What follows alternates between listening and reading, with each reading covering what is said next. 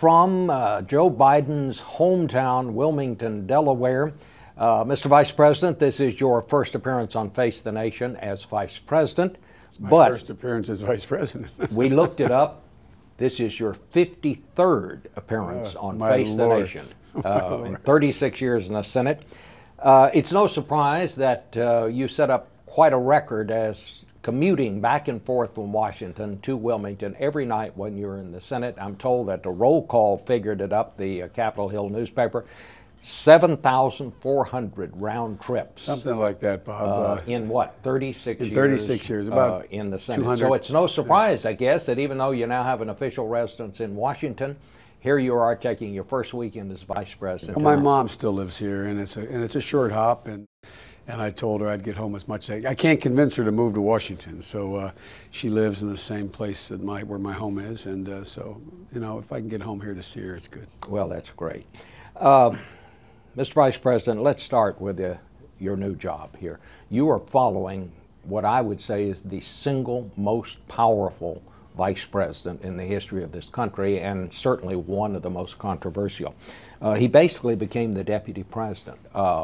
He made policy, he shaped and developed policy. Sometimes in the days after 9/11, he actually gave orders in the chain of command. There's some argument as to whether the Vice President really is in the chain of command. Be that as it may, what is your concept of the Vice Presidency? Do you see it in the same way that Dick Cheney did? I don't see myself as the Deputy President. I see myself as the President's confidant. Hopefully I can help shape policy with him. Hopefully I'm one of those people. Hopefully I'm the last person in the room with every important decision he makes.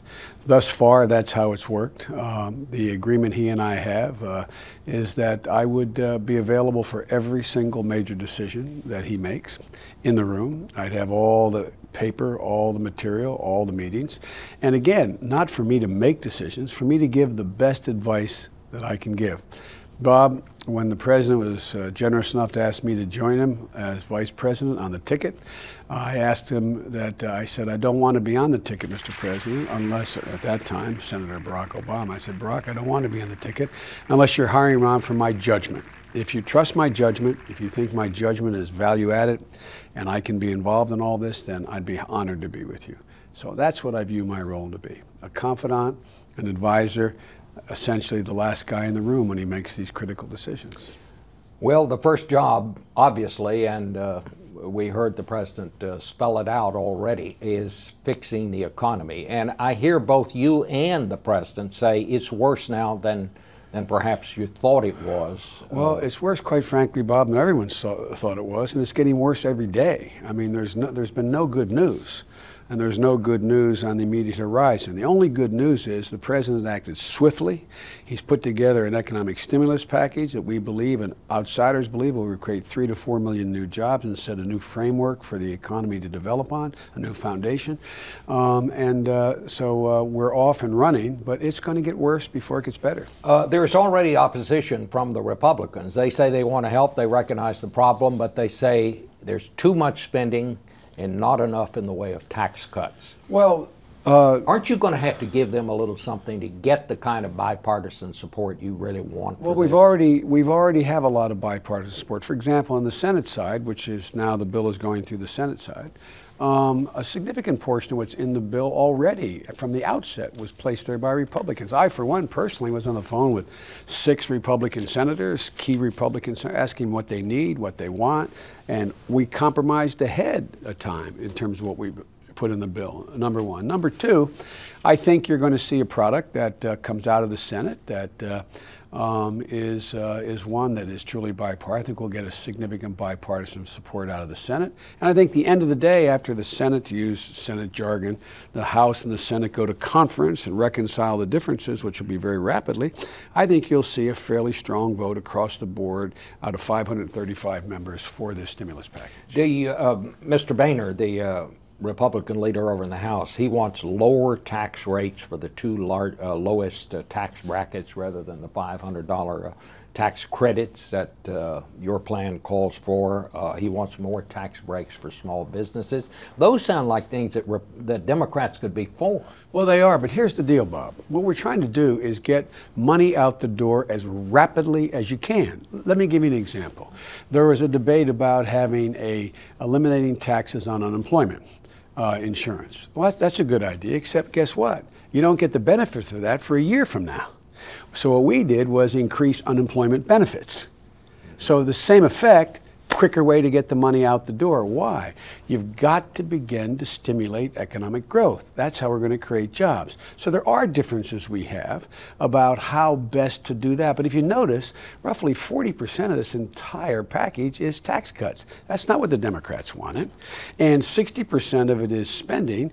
Economic stimulus, that's not what the Republicans wanted. But we've come a pretty long way already. So there will be, I'm sure, more compromise. But I think everyone is seized, Bob. Look, I've been there for 8 presidents. I don't ever recall, as a senator, a senior senator, being called down in the very beginning, even before the president's elected, to a serious meeting as to how to proceed. And then the first thing we did, the second day in office, the President of the United States called down the congressional leadership, said, folks, how's it going? What else do you need? Where are we? And so there is a genuine effort here. And I think everyone in both parties is seized with the notion we must act quickly. This has to happen before we go off on the President's Day recess. Speaker Pelosi said this morning on ABC that there may be even more money that needs to be funneled to the banks, more than has been included in the $700 billion that is already going to the banks. Do you agree with that? Well, look, Bob, here's where we are. Through the leadership of President-elect Obama, now President Obama, and with a little bit of help from me, we were able to convince the members of the House and Senate who were really bitten very badly by the first $350 billion spent. Mm-hmm. They did not think it was spent well, Democrats and Republicans. There was a real reluctance to release the second $350 billion. And we had to we were happy to make personal commitments that any major expenditure out of that $350 billion, which has been authorized now, would actually be looked at personally by the president and by me to get certain senators to vote for it, to release that $350. It's important that it be transparent.